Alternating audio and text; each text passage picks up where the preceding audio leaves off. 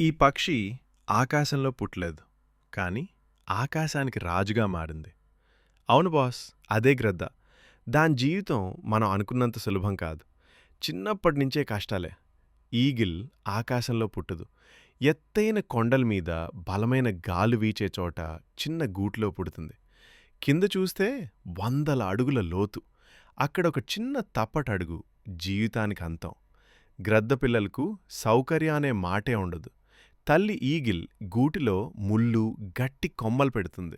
ఎందుకంటే వాటికి సౌకర్యం అలవాటు కాకూడదని. పిల్ల ఈగిల్ కొంచెం పెద్దదయ్యాక ఇదిప్పుడు ఎగరగలదు అనే నమ్మకం రాగానే తల్లి ఒక్కసారిగా పిల్ల గ్రద్దను కిందకి తోస్తుంది. అమ్మ నన్ను కిందకి తోసేసింది అని తప్పుడు నిందలు వేయదు. ఆ క్షణంలో తను చేయగలిగిన ప్రయత్నంతోనే రెక్కలు విప్పుతుంది. అదే క్షణం నుంచి ఎగరడం నేర్చుకుంటుంది. ఈగిల్ ఆహారం కోసం ఎప్పుడూ వేటపైనే ఆధారపడుతుంది. దాని ప్రధాన ఆహారం చేపలు, కుందేళ్లు, చిన్న జంతువులు, పాములు కూడా. 3 కిలోమీటర్ల దూరంలో ఉన్న చేపనైనా ఒక్క చూపుతో గుర్తిస్తుంది. సరైన అవకాశం దొరికిన వెంటనే తన ఎత్తు నుంచి గంటకు 120 నుంచి 160 కిలోమీటర్ల వేగంతో దూకుతుంది.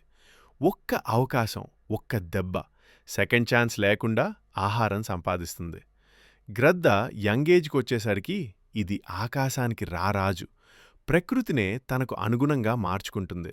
తుఫాన్లు, బలమైన గాల్లొచ్చినప్పుడు ఇతర పక్షులు దాక్కుంటాయి. కాని గ్రద్ద, అవును గురూ, మేఘాల్ని తన కింద పెట్టుకుని మేఘాల మీదకి ఎగురుతుంది. కొన్ని సంవత్సరాల తర్వాత గ్రద్ద వయసు పెరుగుతుంది. రెక్కలు బలహీనమవుతాయి. చూపు తగ్గుతుంది. వేట కష్టమవుతుంది. కాని గ్రద్ద బలహీనంగా జీవించదు.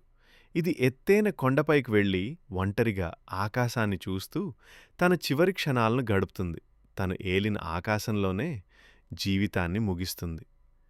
ఏంటి బాస్, ఇలా ప్రతి సమస్యను కిందకి అనగదొక్కి పైకి ఎగరాలనుందా? అయితే ఎంతసేపు గురూ, మొదలెడదాం. రేపు మనదే.